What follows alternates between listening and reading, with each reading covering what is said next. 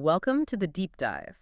This is where we take the sources you send us and, well, really dig into them. That's the idea. Today, we've got some fascinating stuff on football tactics. A listener sent in Athanasios Terzis' book, Attacking Tactics, Tactical Analysis and Sessions from Atletico Madrid's 4-4-2. A great read, actually, very detailed. Yeah, and we're pairing that with some broader takes on the 4-4-2 formation itself, its basic principles and how it's surprisingly making a comeback. Right. So our mission today is to figure out how Diego Simeone's Atletico used that 4-4-2 to attack, using Terzis' analysis as our guide, but also looking at the bigger picture. Exactly. Terzis gets really specific, covering lots of different tactical situations, even the coaching drills they used. Yeah. This is mainly focusing on the 2017-18 and 2018-19 seasons. And Simeone, his reputation at Atletico is huge, building that winning culture, competing against giants. Absolutely. Maybe not always quote-unquote beautiful football for everyone, but incredibly organized.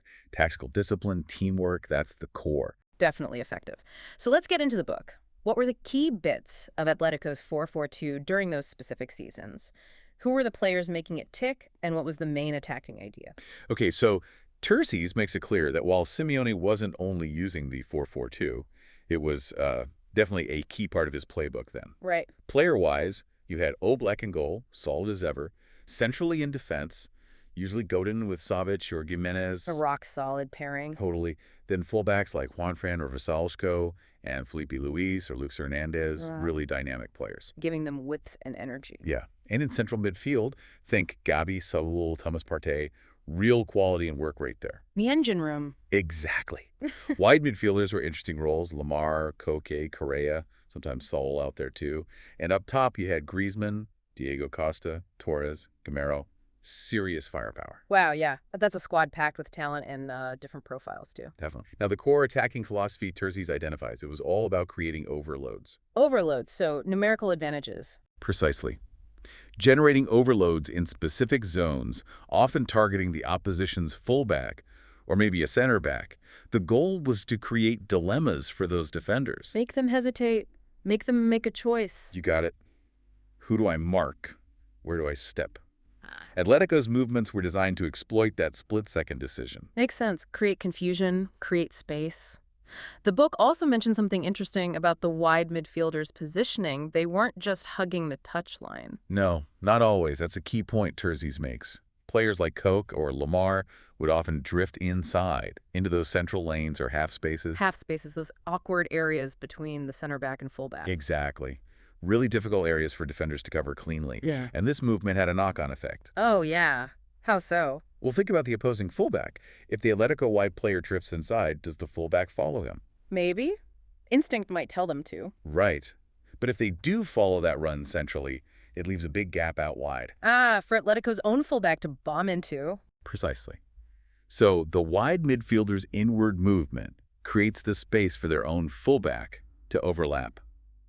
It's quite clever, manipulating the opponent's shape. That is clever. Using one player's movement to free up another. What about starting attacks? Building from the back with Oblak, what was the approach there? It was adaptable. Safety was often the priority, especially against a high press. So long balls sometimes. Yeah, they weren't afraid to go long over the press if needed. Avoid getting caught playing out from the back in dangerous areas. Sensible. But if the opponent wasn't pressing high, or if they saw clear passing lanes, they definitely use shorter combinations, build play more methodically. So it depended on the opposition's setup. Okay, pragmatic. Adapting to the situation. Right, let's dive into those specific tactical situations Terzis breaks down. First up, synchronized movements of the fullback and wide midfielder. Sounds intricate. It is, but it's a great example of creating that overload we talk about. Picture this. Atletico's left midfielder, let's say Koke, drops deeper and slightly infield. Okay, moving off the wing. Right. At the same time, the left back, maybe Felipe Luis, sprints forward into the space.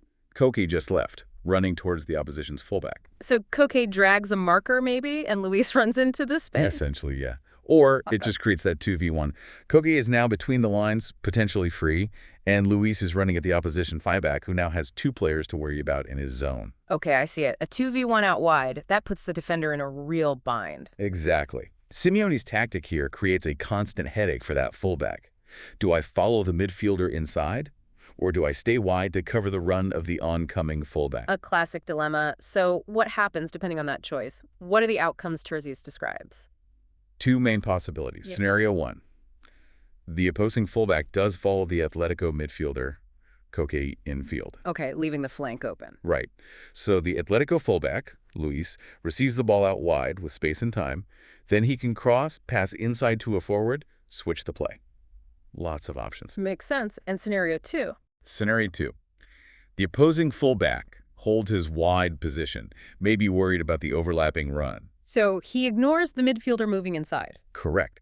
Which means the midfielder, Koke in our example, is now unmarked between the opposition's midfield and defensive lines. Oh, that's dangerous space. Very dangerous. He can receive the ball, turn, look for runners like Griezmann or Costa, or spray a pass across field. Either way, Atletico exploits the situation. So the defender is damned if they do, damned if they don't, basically. Pretty much, yeah. That's the goal of the coordinated movement. And the book actually details how they coach this, specific drills. Absolutely. Terzi's includes coaching sessions. They often start technically just the movement patterns, the passes, then move to more functional practices, specific roles, trying to replicate that 2v1. More game-like. Yeah. And finally, into conditioned games.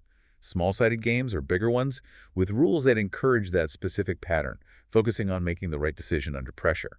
For this move, drills might focus on wide passing combos, reading the cues, then adding defenders. That makes total sense. Build it up piece by piece. Okay, another tactic highlighted was creating an overload and attacking through the center. How did that work in the 4-4-2? Again, it often involved the wide midfielder moving infield. But this time, maybe moving more directly towards the center, getting close to one of Atletico's forwards. Okay. The aim is to position that midfielder and a forward right up against one of the opposition's center backs. So a 2v1 overload again, but this time centrally against the center back. Exactly, a very dangerous area to create a numerical advantage. It forces that center back into another difficult decision. Right. Similar principle, different location. Yeah. What problems does this cause for the defense? Similar outcomes, really. If the center back stays put, maybe holds his position to protect the space behind him. Then the incoming midfielder is free. Right. Free to receive a pass in front of the defense, turn, and then look to play a through ball or combine. Okay. And if the center back does track that midfielder's run, well, that can open up space elsewhere. Maybe space for the forward to receive a quick first-time pass, or for a little combination play, a 1-2 to get behind the defensive line. Sometimes, Terzi's notes, the midfielder's run is almost a decoy, pulling the defender away to create space for someone else. Clever. Using movement to disrupt the defensive structure, and again, I assume specific coaching for this too. Yep. Similar progression. Technical drills first passing in tight central spaces, the timing of the runs, then maybe zonal practices focusing on creating and exploiting that 2v1 in the central channel leading to the box. Like mini scenarios. Exactly. And then conditioned games to put it all together, rewarding players for recognizing the moment to make that central run and choosing the right option based on the defender's reaction. Terzi's mentions a 4v2 drill in a central zone, specifically designed to practice feeding that midfielder arriving from wide. It's really fascinating how they break down these complex team actions into trainable components. The last specific situation from Terzi's we wanted to touch on was the counterattack-minded positioning of the forwards. How did that work? This is about how they set up even when defending, always thinking about the transition to attack. Okay. Terzi's contrasts it with, say, a really defensive setup, where both forwards might drop very deep to clog the midfield. Right, forming compact lines. Instead, Atletico would often keep one forward. Diego Costa is the classic example he uses in a much higher position even when they didn't have the ball, poised. So one forward stays high, ready to break, even while the team defends deeper. Essentially, yes. It's a calculated risk, maybe sacrificing a bit of defensive compactness for a much more immediate counterattacking threat. The takeaway is, even without the ball, they're setting up to exploit the turnover instantly. Interesting. So what are the pros and cons of having that forward stay high? The big pro is that direct threat on transition. Win the ball back, and boom, you've got an outlet pass immediately available to a player already high up the pitch, ready to run at the defense. Instant attack. Right. The potential drawback, as Terzi's notes, is it can leave a bit more space between Atletico's midfield and defense for the opposition to play in if they have sustained possession. A potential gap. Yeah. And also, if Atletico win the ball back out wide, it can sometimes be tricky to get the ball effectively to that central advanced forward. Yeah. You often need to play it infield first to open up the passing angle. Right, that makes sense. Need to shift the ball centrally to access the runner. And coaching drills for this too, focusing on that quick break. Absolutely. Sessions focused on recognizing open ball versus closed ball situations, basically. Does the player who just won the ball have time, or are they under immediate pressure? Crucial difference. Huge. Them practicing launching those counters, especially from wide areas, with specific instructions on the forward's positioning and the timing of their runs depending on where the turnover happens. They might use passive defenders, then active ones, to simulate different game pressures. It really paints a picture of meticulous preparation for all phases. Terzies also mentions the positive transition defense to attack. What were the key factors there? He highlights a few things. First, where you win the ball back is critical. Winning it high upfield is totally different from winning it near your own box. Obvious, but important. Definitely. No. Second, the positioning of your own players at the moment you win it back, are they set up to support an attack immediately? And third, the situation around the ball, that open versus closed idea again. Does the player have space to play forward, or do they need to secure possession first? Got it. So it's about winning it back and being ready to instantly capitalize based on the context. Okay, so that gives us a really detailed look inside Simeone's 4-4-2 attacking playbook, thanks to Terzies. Let's zoom out a bit now. How does this fit with the general understanding of a traditional 4-4-2? What do our other sources say about its basic strengths and weaknesses? Okay, so the classic 4-4-2, generally speaking, is seen as very balanced. You've got your back four, two central midfielders, two wide midfielders or wingers, and two strikers up front. Simple, symmetrical. It's a standard image, yeah. Its strengths: defensive solidity, usually. The back four is clear. The midfield two can screen. You get width from the wide players, and you have that two-striker partnership. It's relatively easy for players to understand their roles, and it can be really effective for quick transitions. Sounds pretty solid, reliable, but it had perceived weaknesses too, right? Yeah. Why did it fall out of favor for a while? Yeah, traditionally, it could sometimes lack a bit of attacking width. If the wingers tucked in too much or didn't get forward enough, attacks could become narrow. Predictable, maybe? Could be. Also, it often lacked that dedicated central playmaker, that null 10 type, putting more pressure on the strikers to create and score. Defensively, if the central midfield pair wasn't disciplined, it could get exposed centrally on counterattacks.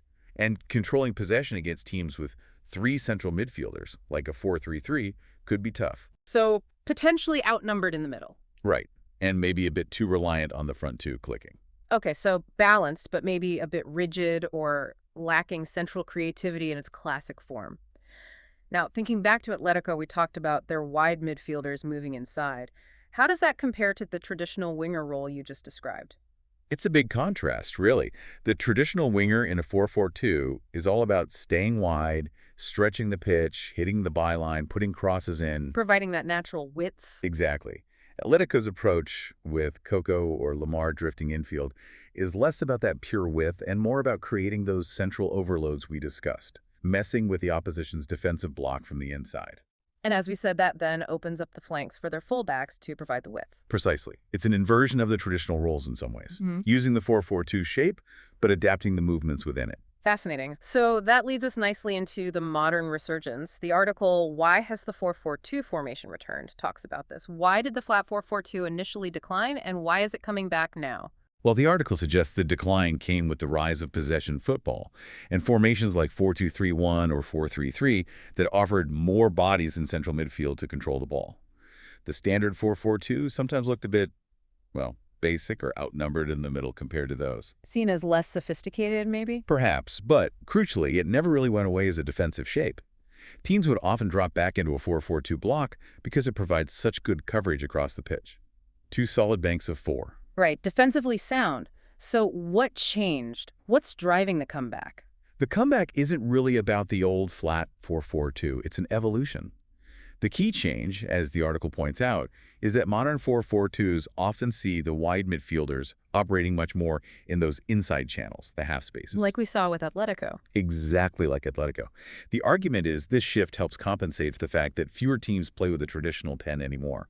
Instead of one player occupying that central creative space, you get players moving into it from wider areas or even from deeper midfield positions. Interesting. So the wide players become more like inside forwards or attacking midfielders at times. Sort of, yeah. They drift into those dangerous central pockets. And this has a big effect on tactics. How so? Well, it allows teams to create those central overloads we keep mentioning. And as we discussed, this often forces the defending team to narrow up, to squeeze centrally to deal with the threat. Which then leaves space out wide. For the attacking fullbacks, it really suits the modern game where fullbacks are expected to get forward and contribute heavily to the attack. They become the primary source of width when the wingers are cutting inside. So the roles have really shifted. The article names Simeone, obviously, but also Unai Emery as managers using this evolved 4-4-2, and even Argentina's World Cup win. Yeah, Emery's used it effectively at Villarreal and now Aston Villa, often a flexible 4-4-2 or 4-2-2-2 shape. And Argentina's World Cup victory, while adaptable, often featured a compact, defensively solid 4-4-2 structure, sometimes asymmetric, but showing its effectiveness at the very top level. Proof that it still works. Definitely. And another key reason mentioned for its return is defensive transition. If you're already defending in a 4-4-2 shape, when you lose the ball, you don't need a massive reorganization. You're already in a solid structure. Exactly. Makes for smoother, quicker transitions back into your defensive shape. More stability. That makes a ton of sense. Easier to switch phases. Okay, let's try and pull all these threads together. Thinking about Simeone's Atletico, Terzi's analysis, and this wider context of the modern 4-4-2, what are the main takeaways? I think the big thing is that Simeone's 4-4-2 was anything but simple or static. Yes, it was a 4-4-2 on paper, but the way they executed attacks was based on specific drilled principles. The overloads. The overloads are key. Targeting defenders, forcing choices through those synchronized movements, wide midfielders coming inside, fullbacks pushing high. It was dynamic. And adaptable in the buildup. Right. Pragmatic buildup, go long if needed, play short if possible. And Terzi's book really shows how much coaching detail went into embedding these patterns. It wasn't improvised. It was trained relentlessly. And that specific Atletico approach, with the wide players moving infield, that really mirrors this modern evolution of the 4-4-2 we discussed, right? Absolutely. It fits perfectly with the trend of wide players becoming more central creators, generating those overloads and enabling the fullbacks to provide the width. Simeone was arguably ahead of the curve in implementing this kind of dynamic 4-4-2 effectively in the modern era. It really shows how a manager's vision can transform even a familiar formation. It's definitely not just about the numbers on a tactics board. Not at all. It's about the movements, the principles, the coaching. So here's something for you, the listener, to think about. Now that you've heard about these tactical ideas, creating overloads, manipulating space, those coordinated runs to confuse defenders, how might that change how you watch a match next time? Yeah. Do you start looking for those patterns, the wide player drifting in, the fullback overlapping? Could it even make you think differently about strategy in other areas, maybe teamwork in your job, or even planning something complex? These ideas of creating advantages, anticipating reactions. They definitely have broader applications. Once you start seeing the game through this tactical lens, looking beyond just who has the ball, it adds a whole new layer. You appreciate the off-ball movement, the shape, the intention behind it all? Exactly. Hopefully this deep dive makes watching football or even thinking about strategy just that little bit richer. It's a fascinating world, tactical analysis.